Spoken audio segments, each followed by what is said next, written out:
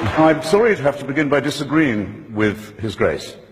If you're going to be a serious grown-up person and appear to defend the Catholic Church in public in front of an educated and literate audience, you simply have to start by making a great number of heartfelt apologies and requests for contrition and forgiveness. Now, you might ask, you're fully entitled to ask, brothers and sisters, who am I to say that?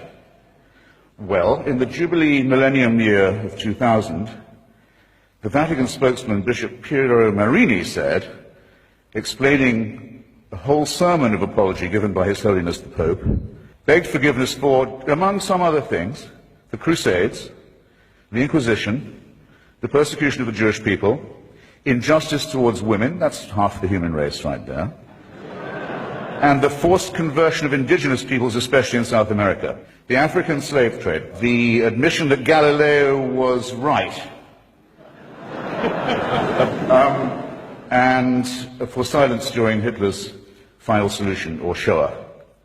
And it doesn't end there. There are smaller but significant, equally significant, avowals of a very bad conscience.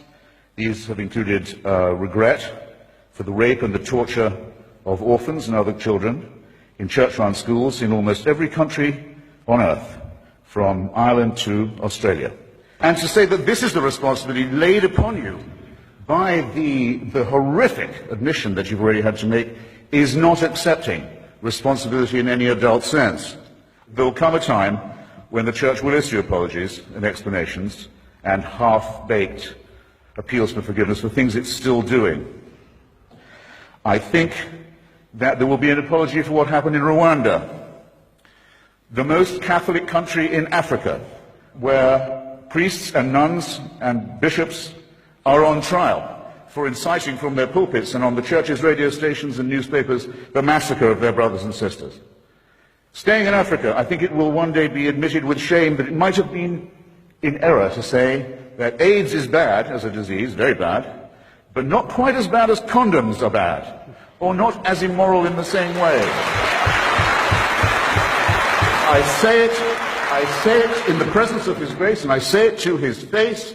The preachings of His Church are responsible for the death and suffering and misery of millions of His brother and sister Africans, and He should apologize for it. He should show some shame.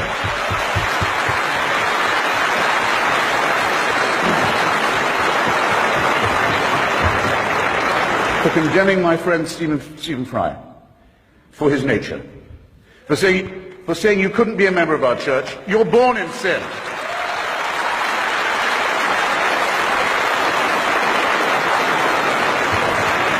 He's not being condemned for what he does, he's being condemned for what he is. You're a child made in the image of God. Oh no, you're not. You're a faggot.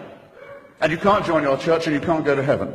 This is disgraceful. It's inhuman. It's obscene. And it comes from a clutch of hysterical, sinister virgins who've already betrayed their charge in the children of their own church. For shame! For shame!